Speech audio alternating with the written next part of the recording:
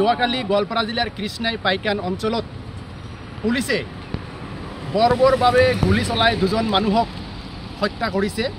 এই ঘটনা সন্দৰ্ভত আমি জুডিচিয়েল ইনকুৱাৰী দাবী কৰি এখন মেমৰেণ্ডাম অসমৰ মহামান্য ৰাজ্যপাল মহোদয়ক আজি দাখিল কৰিলোঁ।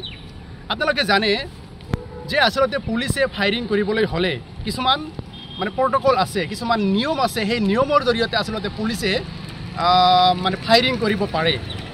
দেখা গৈছে যে পুলিচে ফায়াৰিং কৰাৰ আগত আচলতে এটা সতৰ্ক বাৰ্তা দিব লাগিব।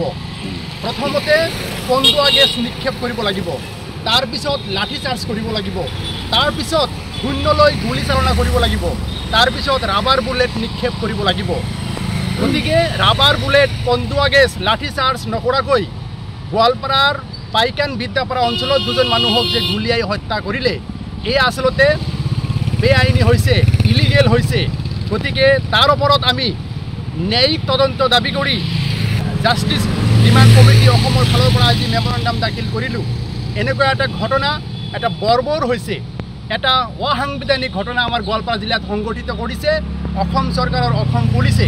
এই ঘটনাক আমি ধিক্কাৰ দিছোঁ আৰু এই ঘটনাটোৰ সমগ্ৰ ঘটনাটোৰ মানুহক যে বেআইনীভাৱে যে হত্যা কৰা হ'ল, এক্সট্ৰা জুডিচিয়েল কিলিং কৰি যে হত্যা কৰা হ'ল, তাৰ দাবীত আমি মেমৰেণ্ডাম দাখিল কৰিলোঁ।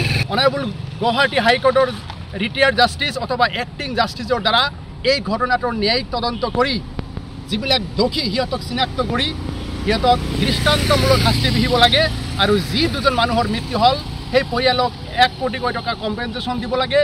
যিবিলাকৰ ঘৰ বাৰী উচ্ছেদ কৰা হৈছে সিহঁতক 5 লাখকৈ টকাৰ কম্পেনচেশ্যন দিব লাগে। আৰু পুনৰ সংস্থাপনৰ দিয়াৰ বাবে আজি আমি মেমৰেণ্ডাম দাখিল কৰিলোঁ। লাহে লাহে আমাৰ গোৱালপাৰা যিটো হিন্দু মুছলিমৰ যিটো একতা ভাৱ, হিন্দু শংকৰ আজানৰ যিটো মিলনভূমি, এইটো বিনষ্ট কৰাৰ কাৰণে যিটো অপচেষ্টা চলাই আছে, মই অসম চৰকাৰক ৰিকুৱেষ্ট কৰিছোঁ দ্বিতীয়বাৰ যাতে এনেকুৱা ধৰণৰ কোনো ধৰণৰ গোলাগুলি নাইবা পৰিস্থিতি উত্তপ্ত নহয়। আৰু যিটো মেমৰেণ্ডাম যিটো দাখিল কৰিল, এইটো যাতে জাষ্টিচ দিয়ে।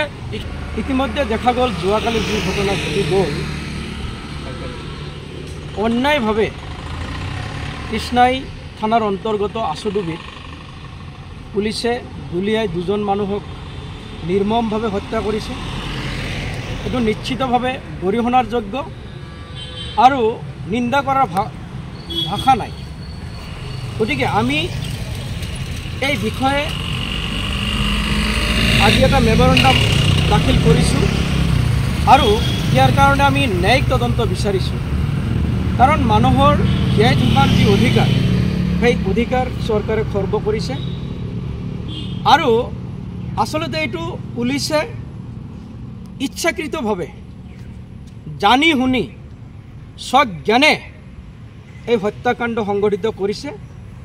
যিসকলে এই ঘটনা সংঘটিত কৰিলে এইসকল নিশ্চিতভাৱে অপৰাধী হয়, তেওঁলোক হত্যাকাৰী হয়। গতিকে হত্যাকাৰীৰ বিচাৰ আমি বিচাৰিছোঁ আৰু এটা সঠিক ন্যায়িক তদন্ত বিচাৰিছোঁ।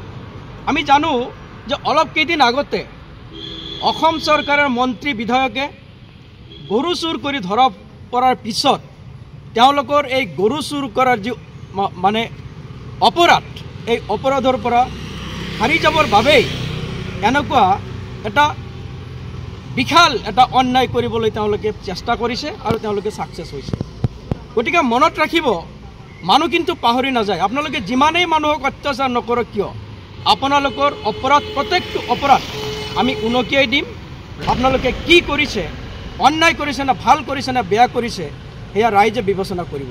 গতিকে আমি ন্যায়িক তদন্ত বিচাৰিছোঁ আৰু ন্যায়িক তদন্তৰ আশাৰেই আমি আজি মহামান্য গভৰ্ণৰৰ মাননীয় কৃষি ডাঙৰীয়াৰ জৰিয়তে এখন মেমৰেণ্ডাম আজি প্ৰদান কৰিছোঁ। ধন্যবাদ।